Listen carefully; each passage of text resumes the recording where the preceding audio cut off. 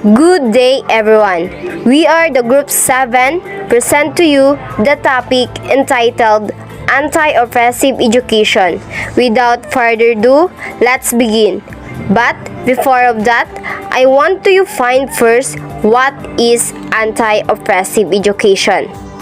So, anti-oppressive education is premised on the notion that many traditional and common sense way of engaging in education actually contribute to oppression in school and society.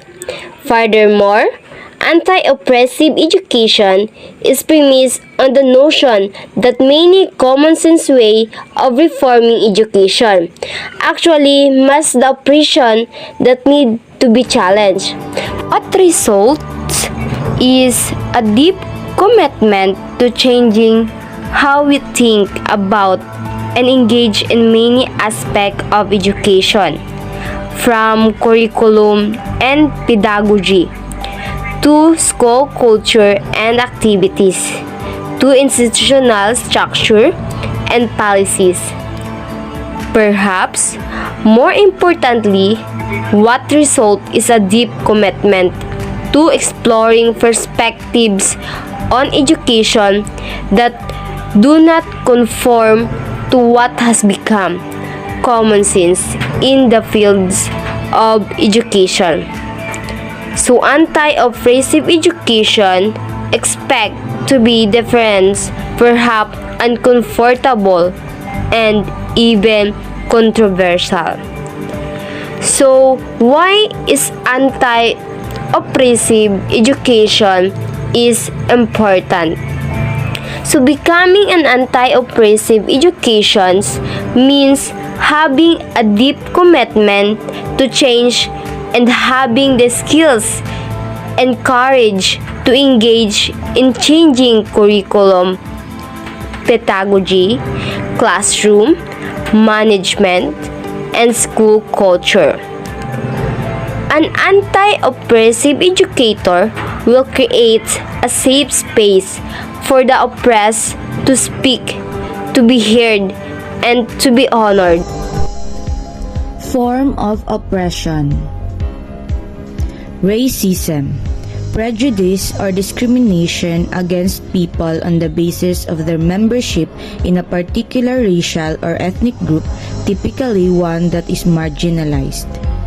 It refers to the categories into which society places individuals on the basis of physical characteristics, such as skin color, hair type, facial form, and eye shape.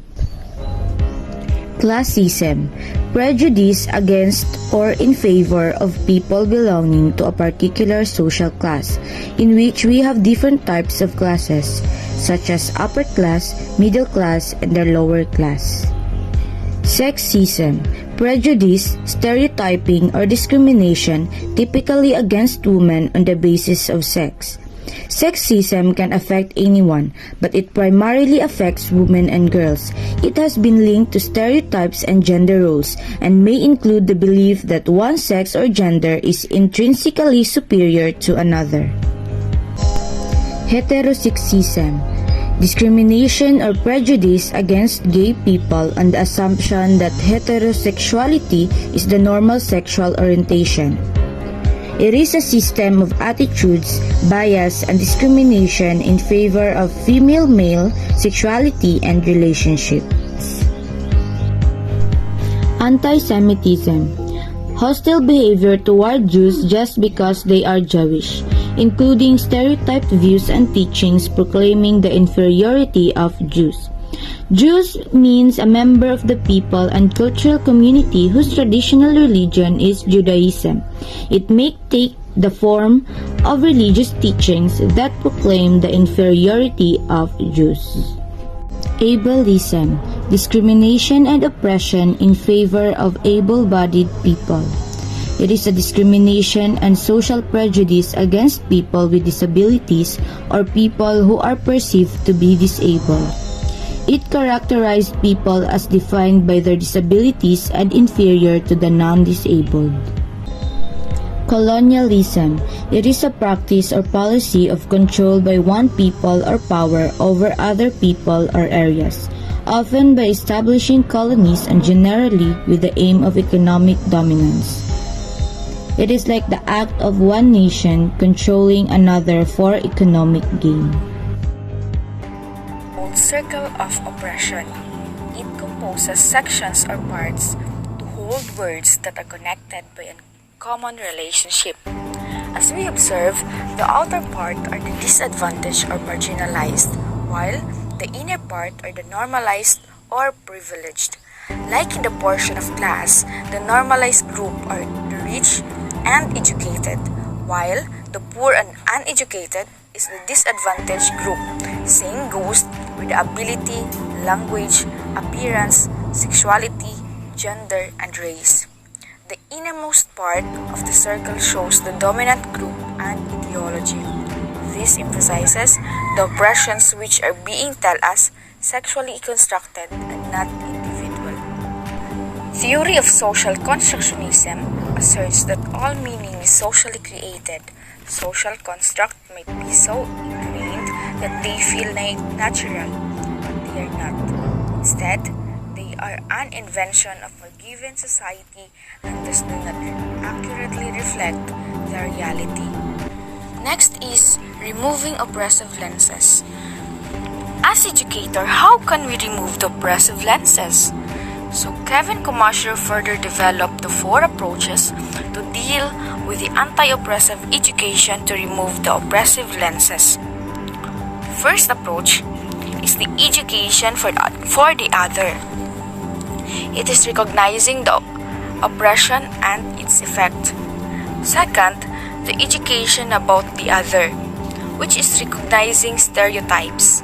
Third, education that is critical of privilege and other.